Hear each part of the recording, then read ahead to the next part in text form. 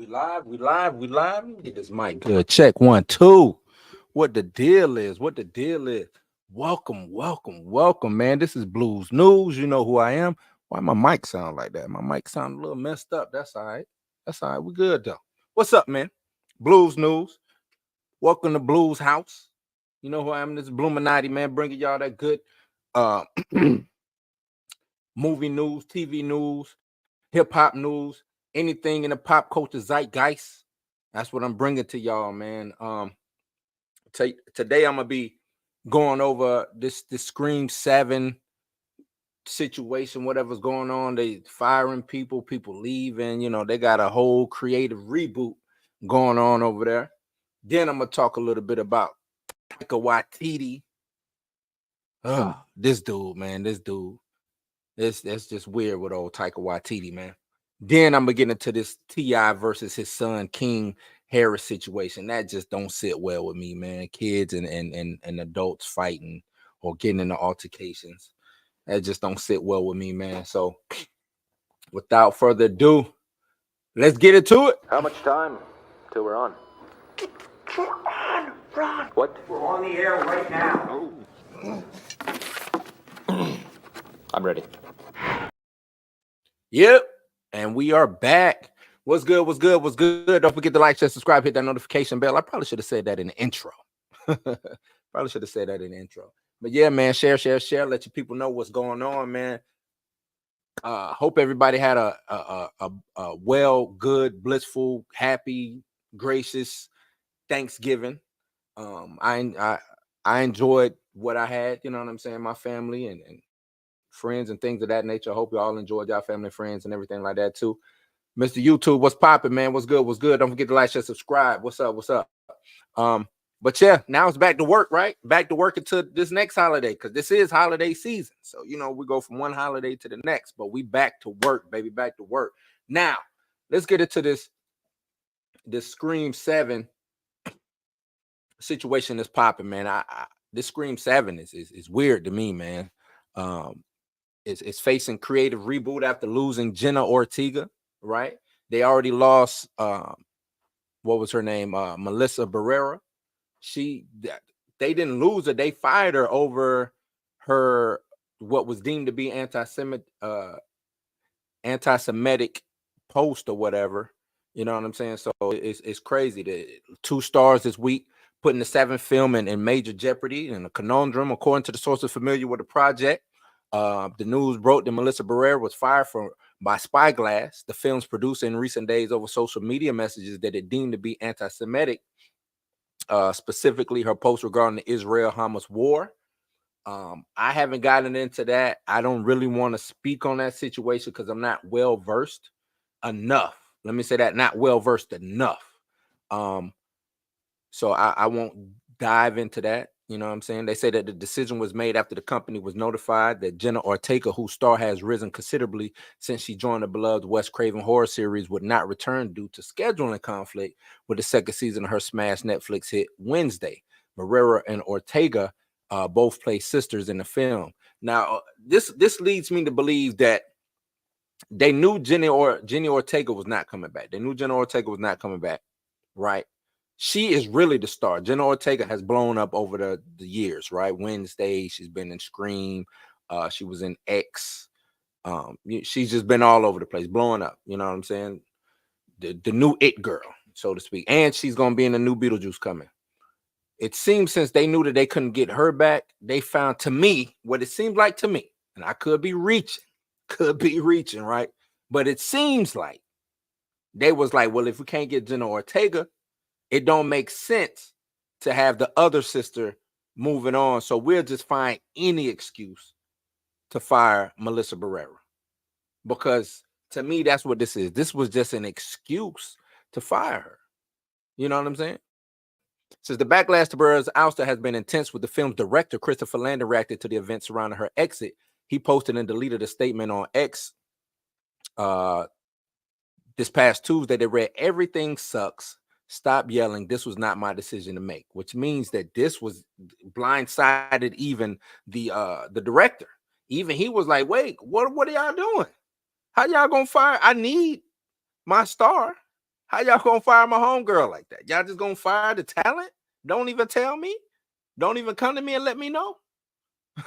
Right, Twitter. Right, you right, chill. Twitter. uh, it said it seemed fans like the planned sequel was collapsing in real time. However, even before Barrera was fired, plans for the next Scream were being retooled due to Ortega's exit. So they were already retooling, which is cool. If they knew Ortega was getting up out of there, they would have to start retooling, right?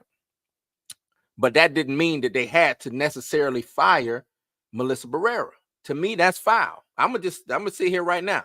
That's foul, and I'm tired of people getting fired or raked against the coals because of what they post on Twitter. If it's not harmful, right? If it's not a direct threat, let me say that. If it's not a direct threat, I don't know why you rake people over the coals, fire people, such and such. You know what I'm saying? As long if that's their personal Twitter page and it's not saying Melissa Barrera courtesy of Spyglass Entertainment, you know what I'm saying? Then I don't get it. But is what it is. Says James Vanderbilt, Guy Busick, the writers of the previous two Scream installments will now work on a fresh draft. Some set pieces and twists may be preserved, but the movie will need to find a new protagonist. Ortega and Barrera signed on for 2 Scream movies and fulfilled those obligations with installments 5 and 6. So it seemed like they at least fulfilled their obligations, which is cool. So who knows? Melissa, she might have wasn't come back anyway. She probably don't care. She was like, shit, I got paid for those 2 films that I signed on for. Everything else might have been an option, from the first place. So now they're asking who's going to do battle with the killer. The movies, have a bench of characters that they can still use who could be reanimated. It's horror, so you can always bring people back because this is horror. You know what I'm saying? And it does not bury the dead too deep, so they can bring Nev Campbell back, Courtney Cox, who are the original stars. Campbell appeared in 2022 Scream, but opted not to return for Scream 6 over a salary dispute. Producers are keen to see her reclaim her iconic Sidney Prescott. Another possibility could be Patrick Dempsey, who had a scene still in turn in Screams in 2000 Scream 3, and none of those actors have been in active negotiations. I can see Sidney. Well, actually, I don't think Nev could. I'm 50-50 on Nev Campbell coming back as Sidney Prescott. I'm 50-50. I don't know if she really wants to do it. I don't know if her heart's into it. Patrick Dempsey could be dope, especially with him just having the Thanksgiving movie. If y'all haven't seen that, he's in that. I don't want to give it away since I ain't gonna spoil it if y'all haven't seen it, but a real dope film. And if that goes on to be big, you know what I'm saying?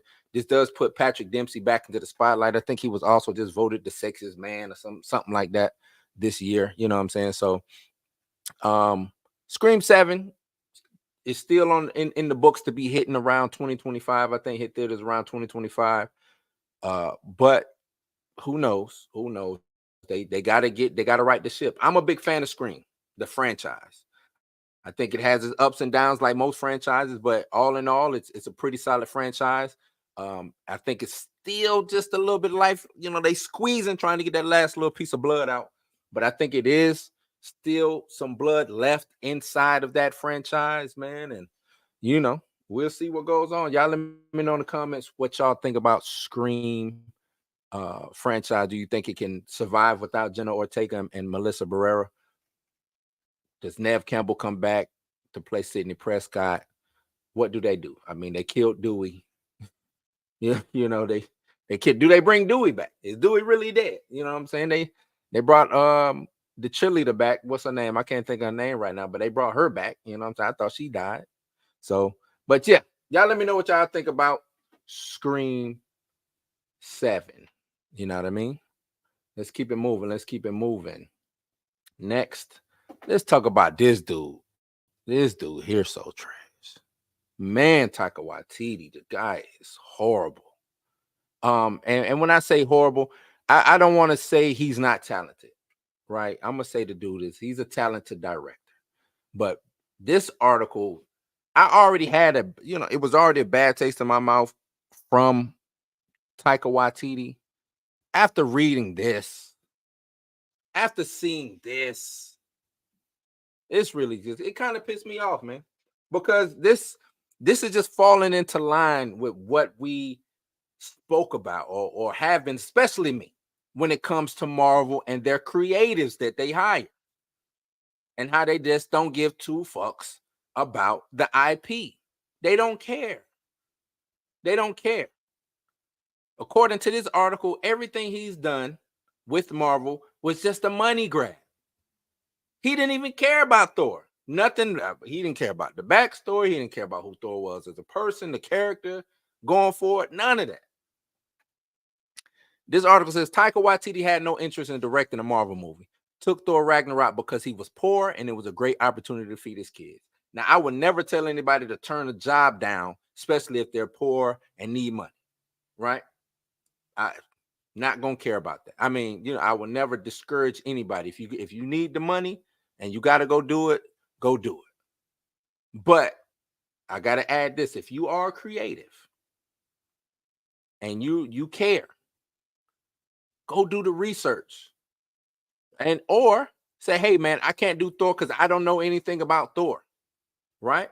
Since they did come to you, that means they came to you. That means it's probably other projects that were out there that they probably would have gave you other than Thor. Hey, I don't know. Hey, Thor ain't my bag. Comic books ain't my bag. But what else do you have in, what I'm saying, down the pipeline that maybe I can put my spin on? So the article says Taika Waititi revealed on a new episode of Smartless podcast he had no interest in joining the MCU as a director. Filmmaker has directed two MCU movies, 2017's Thor Ragnarok, which is one of the best movies that Marvel has come out. I will give him that. And 2022's Love and Thunder, Thor Love and Thunder, which is one of the franchise's most horrible to me. Just that was bad, man. The Oscar winner said he originally accepted Ragnarok gig for the money, as he had just had his second child. He says, you know what? I had no interest in doing one of those films. One of those films. I want y'all to hear that. One of those films. Waititi said it wasn't my plan for my career as an auteur, but I was poor and I just had a second child. And I thought, you know what? This would be a great opportunity to feed these children, which is fine. Hey, man, get your bag, get your money, especially if you got to feed the babies. Babies got to eat, man. I get it. Babies got to eat. I understand, but geez. He goes on and says, in Thor, let's face it, it was probably the least popular franchise. I've never read Thor comics as a kid. Let me run that back. I never read Thor comics as a kid. This is what he's saying. That was the comic I'll pick up and be like, ugh. What? And this is who y'all wanted to come and direct the movie? He said, and then I did some research on it. I read one Thor comic. I can't make this up, man. I am not making this up. He says, I read one Thor comic or 18 pages or however long they are. He don't even know how long a comic book is. And I was still baffled by this character. And after reading it, he still didn't understand who Thor was. But Marvel being Marvel said, you know what, guy? Go and direct my film. Go take my character Thor and direct it. Make it your own, buddy. When asked if Marvel executives were scared to bring him in, Waititi answered, I think there was no place left for them to go with that. I thought, well, they've called me in. This is really the bottom of the barrel. I don't understand what he means by that. He's saying, well, they called me in. This is really the bottom of the barrel. I guess he's saying that Marvel was looking at Thor like a throwaway character. Let's go get a Thor Ray direct. I'm guessing. I don't know. That's because that kind of sounds weird. Well, they called me in. This is really the bottom of the barrel. I don't understand that. He goes on to say Thor Ragnarok. Well, no. So they go on to say that Thor Ragnarok ended up making $853 million in the worldwide box office, and Love and Thunder topped out at a strong $760. The crazy thing is, Love and Thunder still made money. I think it because it still made money. It's Thor, right? Waititi recently told Business Insider that he will most likely not return to direct another Thor movie. Thank you. Please don't come back. Please don't come back, because his slate is booked for the next 6 or so years. He says, I know that I won't be involved, he said about Thor 5, I'm going to concentrate on those other films that I've signed on for, but I love Marvel and I love working for them. I love Chris. I would never feel like they're cheating on me. Noting here to have no ill will if Marvel goes ahead and hires another writer director for the fifth. We're in an open relationship. And if it's like they want to see other people, I'm happy for that. I'd still get back into bed with them one day. And then we know what Chris Hemsworth said. He said he wants the potential Thor 5 to be unpredictable. He also doesn't want to risk playing Thor for so long that the Marvel fans started rolling his eyes. He says, I've got to be careful how I word that because I have no idea what's happening in the next phase. There's always conversations. Before anything is official, people are throwing around ideas, but officially, he doesn't know. So he don't know about coming back. But I'm pretty sure he'll be back. We know Thor Love and Thunder turned off some Marvel fans with his goofy humor. Hemsworth told GQ that the crew had too much fun making the movie and it just became too silly. That's because it was a Taika Waititi film. He didn't pull in the reins. He didn't, you know what I'm saying? He didn't tighten. He was just out here being an actor in the movie, also just having fun. It just didn't bode well. You know what I'm saying? Yeah, Taika, don't come back. Don't come back. We don't need you back. You killed it. Not only did you take this character and like put him on the pedestal or make him like people like him, then you came back and destroyed him. It was like you build him up just to break him down, right? Because you don't know who Thor is.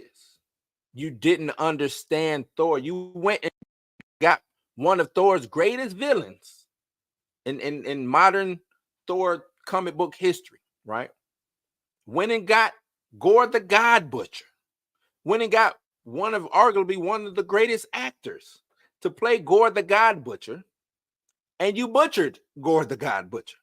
Destroyed everything about this great villain. Destroyed everything about this great story arc that there was. You, my friend, suck. You trash for that. Horrible. Marvel, and I said this, what was that? Wednesday. Last Wednesday, I said Marvel. Marvel, the thing about Marvel is their front office or their executives, they're the one. It's not Taika Waititi's fault because they came to him. It's the front office's fault. It's the coach. It's coaching. It's the GM. It's all of that. Kevin Feige. Y'all hear me? I'm always on Kevin. I'm gonna kick Kevin Feige's back in all day, every day, because he's the one green lighting the bullshit. He the one doing it. So when you get somebody like Taika Waititi to come in, and you look at his past stuff, and it's this zany, funny, crazy, and like I said, I don't want to knock him because what he does well in his arena. In his arena, he good. But over here, not so much. Not so much. And y'all just let it go. Y'all just let it go. And that's what you get. Thor Love and Thunder, goats just going crazy. Like every joke going wild. I mean, overboard, over usage of the joke. It was just crazy, man. Just, I don't know. I don't get it. I still don't get it, man. Don't get it. So Taika, don't come back. Go do your vampire series. Go do the rabbit, whatever it was called. Like and the thing is, you're a critically acclaimed director, writer, director. People seem to love you. Critics seem to love you. Seems like your movies, they go on to win awards. I don't know if the people love you necessarily, but your movies going to do awards and stuff like that. So Jojo Rabbit, that was the one of the films. So hey, more power to you, man. But do not come back. Not come back. Let me ramble on a little bit about Marvel. Everything that has failed wasn't because the property was bad, right? Ant-Man and Quantum, that property was not a bad property. Thor is not a bad property. The Marvels is not a bad property, right? What else? Doctor Strange, like everything, She-Hulk, Moon Knight, they're not bad properties. Not bad properties. Poorly mismanaged. Ooh, secret invasion. Just poorly mismanaged because the people in charge don't care about the comic, the lore, the storytelling. Taika Waititi said he took on the project to make money. Right? Cool. These executives do the same thing just to make money. And I think they've gotten so greedy to where they thought that they were just printing money. Marvel was just on that much of a high, printing money, hand over fist. But sooner or later, that runs out. Sooner or later, you got to put some fuel back into the engine. Right now, that plane that was supposed to go, be circling the world, waving that Marvel banner, out of fuel, out of gas, and they just float. They just floating right now.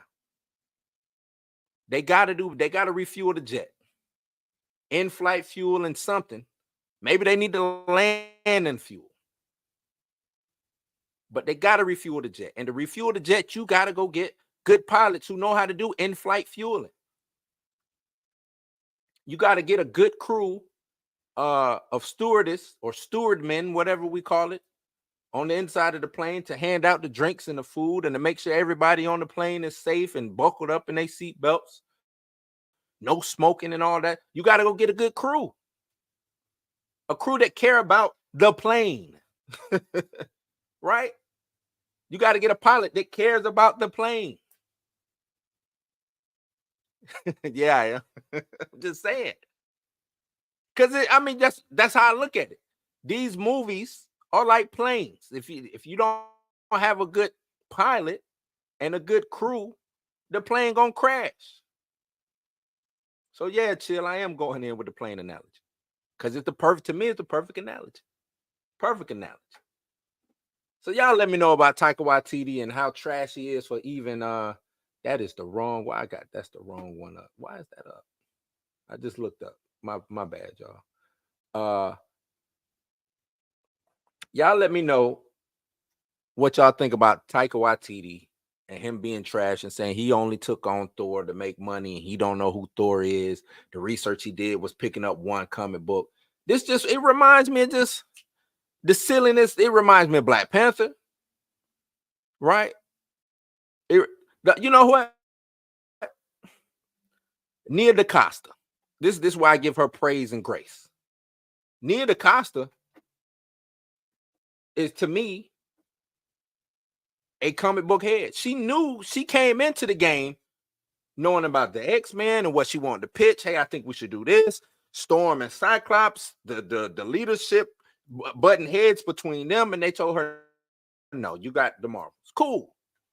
But I'm pretty sure she knows, you know what I'm saying, enough being a fan. Like, you don't have to be a comic book geek or just, you know what I'm saying, that deep in the comic books, but at least be a fan. I don't even care if you just grew up watching like the animated shows, you know what I'm saying, on religiously.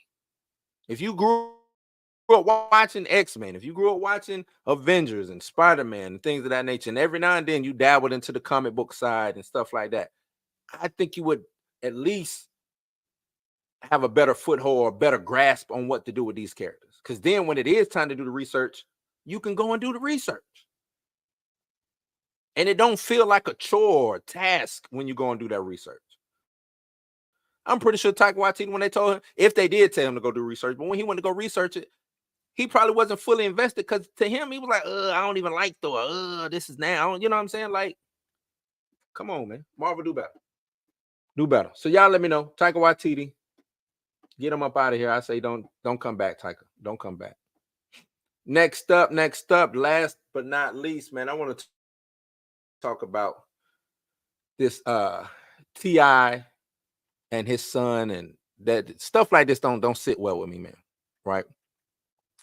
Says T.I. gets in a fight with his son King over a silver spoon argument. T.I. and his son got to a fight at the NFL game over this weekend with the Falcons versus New Orleans. At the Mercedes-Benz Stadium in Atlanta. while watching the game in a luxury suite tip, and his 19-year-old son began arguing after King claimed that he had a tough upbringing, which T.I. and Tiny both took issue to. Now, it's funny to me. I watched the video. It's funny to me. And people have different iterations of what tough is. But it's funny to me when you pit, a child of an entertainer or rapper who has money, come from a good area, you gated communities and stuff like that, and they say I had a tough upbringing, it was hard. It's funny to me. It's real funny to me. Not saying that I came from this uber impoverished area, or you know what I'm saying? I come from a middle class family. I ain't gonna sit here and act like I'm straight up out of the hood or you know what I'm saying, whatever. But it wasn't, silver spoon. It wasn't that. I come from working class family, you know what I'm saying? So it's just funny to me when people say they had a rough upbringing and they daddy and they mama, not just one parent, both parents are national superstars. I don't know. So T.I. went on to say, "Hey King, have you ever woke up with a roach on your face?" He says, "All right, then you don't know what you talk about." King responded, to make him look better, he said, he say shit that he know not true. Silver spoon, I ain't never ate with that a day in my life.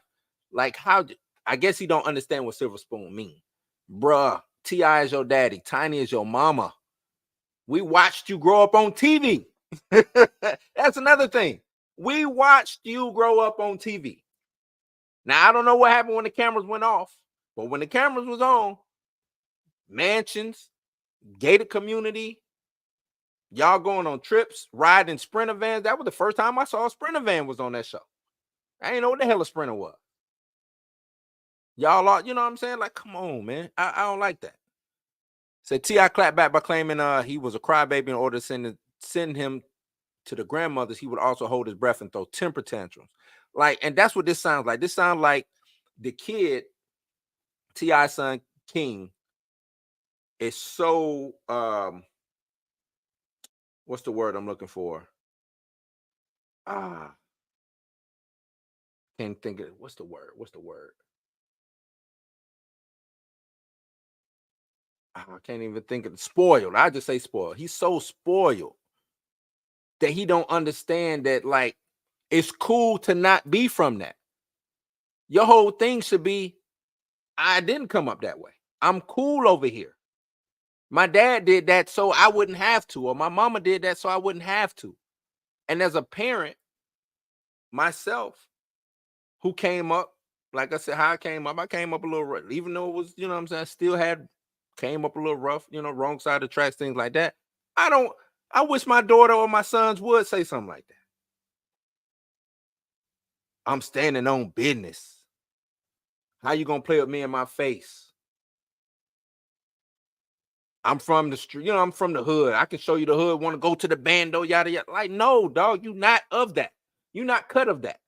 You might go kick it with your cousins every now and then, but you not of that.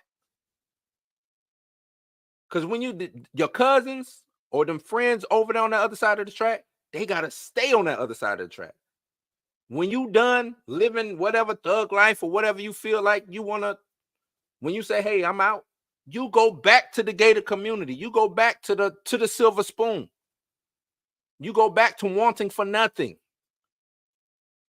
When the homies over here gotta go rob, steal, whatever they gotta do to survive. And your privileged ass is over here arguing with your daddy, embarrassing yourself in front of the world because you want to seem like you tough and hard. You not that, bro. You ain't got, and why would you want to be? Standing on business. What business you standing on? The only reason why, if you have business, is through the nepotism. I wish I had some nepotism going on. Wish my daddy could have did this for me, or my mama could have did this for me. Major opportunities. If I get in trouble, they can go and pay whatever the fine is and get me out ASAP because they got the money to do that. So what business you standing on? Ain't nothing you got going on at 19 that you probably did on your own to get you anywhere in the world right now that your mama or your daddy didn't co-sign on or ain't because of. The only reason why I know who you is because of your mama and dad. Stand on that business. Like, understand where you come from, bro. Come on, cuz. Like, that don't sit well with me to see something like this, man. Because I remember what he got into with Charleston White. What was it, last year? And I was like, come on, Charleston White, leave the little boy alone. Now I'm with Charleston White. He might need T.I. might need to whoop his ass. He would have had his ass whooped back in the day. Now look, I'm not. Hold on, let me stop for a second. Let me not promote that because they'd be like, oh, you want to beat on kids. I'm not talking about beating on kids. But I think whoopings, I ain't gonna go there. I ain't gonna go there. Let me stop. Let me get ahead of before I get ahead of myself. But I do think being a little bit more harder on our youth helps them going forward, because I do think that there is a disconnect of respect between child and parent, right? I do think if King had a little bit more respect, he wouldn't end up in these situations where he all over the internet looking foolish. It's foolish to me, man. Back and forth from your grandma's house, your grandma good too. I'm pretty sure your grandma don't stay in a bad neighborhood. Because that's Tiny's mama. I'm pretty sure Tiny got her mama out of whatever hood she was in. Might not be the gated community, but it damn sure ain't Bankhead, Born Home, Decatur. I'm pretty sure that it ain't the hood. Pretty sure of that. So chill out, man. Chill out. I don't like that. This one really kind of touched me because I gotta, what I'm saying, my son 14 right now. So we'll be turning 14. Damn near my size, you know what I'm saying? I don't want to have to put him in no headlock or whatever like that. But nah, man, if y'all let me know out there what y'all think of this situation, man. Because like I said, this touched me being a parent myself. I don't understand the disrespect. I don't understand that. Really don't. Chill says there's no blueprint for celebrities. It's not a right, and that's cool. There's no blueprint for any children. Most parents don't really have, especially nowadays, because there's not, well, if you come from like single parent households and things of that nature, you don't really have a blueprint on how to be a parent, how to be a father, how to be a mother, how to raise it, what I'm saying, how to raise these kids, things like that. So I understand that but and even if that is the only image of Black youth that he sees, I don't know, man. Because look at T.I.'s look at T.I. older son. What's the oldest? I can't remember the oldest son's name, but his oldest son, the splitting image of T.I., right? He don't act that way. The money, I don't see the money. The other one who rap, I don't see him acting that way. I don't see none of the girls acting that way. Only him. Only him. And I think he the second to the youngest. I think he got one more son after him. So he the only one acting like this. He the only one acting like he got to be hood, or he got to be gangster, ghetto, whatever you want to call it. And you did come up with a silver spoon in your mouth, bro. Hate to say it. And no, I don't hate to say it. I love that you came up with a silver spoon in your mouth. I love that your mom and your dad provided you the opportunity to even have for us to even have this, to see you have this argument with your dad lets me know that you came up with a silver spoon in your mouth. Or it wouldn't be an argument. T.I. and Tiny wouldn't even have to even have a comeback for that. If anything, they'll co-sign. Yeah, things was a little rough. Well, we made it through, though. We made it through. We're here now. But you want to stand on business. What business are you standing on, my guy? The one that T.I. and Tiny built? That business? They ain't talking so disrespectful, man. I want to play the video, but I don't really want to push that negativity out into the world like that. But just talking to the parents so disrespectful. I don't care if you are 19, man. Where's the respect at? Where's the respect to the people who brought you into this world, who made sure to clothe and feed you for the 19 years that you've been alive? They didn't have to do that. Hey, to everybody out there, your parents did not have to parent you. They didn't. They could have sent you on somewhere. To those who had good parents, I hope you respect them. To those who had bad parents, I still hope you respect them. And when I use the term parents, meaning that they were there to help nurture you and bring you on. Maybe they didn't do the best job, but they still were your parents. Because there is no blueprint to parenthood. Ain't no book. Ain't no manual. When the kid come out, it don't come with a manual. Ain't no guide, with screws and here's the tools you need to put the baby together. It don't come like that.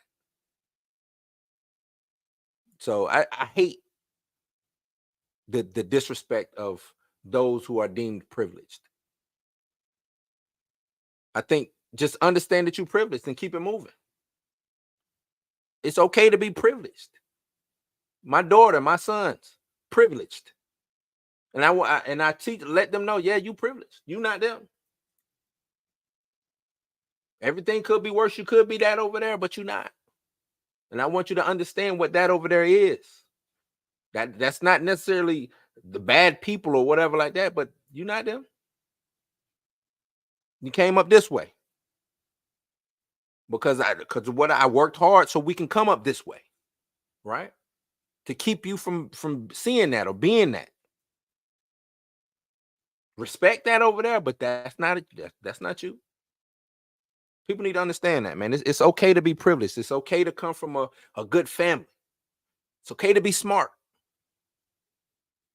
It's okay to be a geek, be a nerd. All of that is okay. Right? All that is okay. So yeah, that's my time, y'all. Y'all let me know what y'all think on this T.I. versus King situation.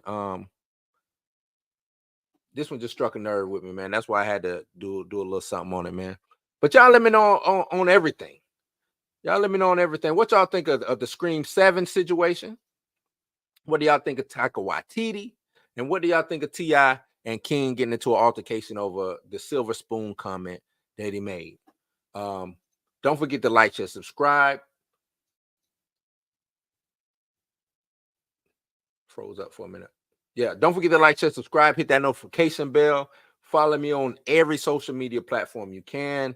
I'll be back later on tonight with that Blurred AF. We're going in, y'all. We're going in. So without further ado, I'm out, man. Peace, love, and happiness. See y'all tomorrow.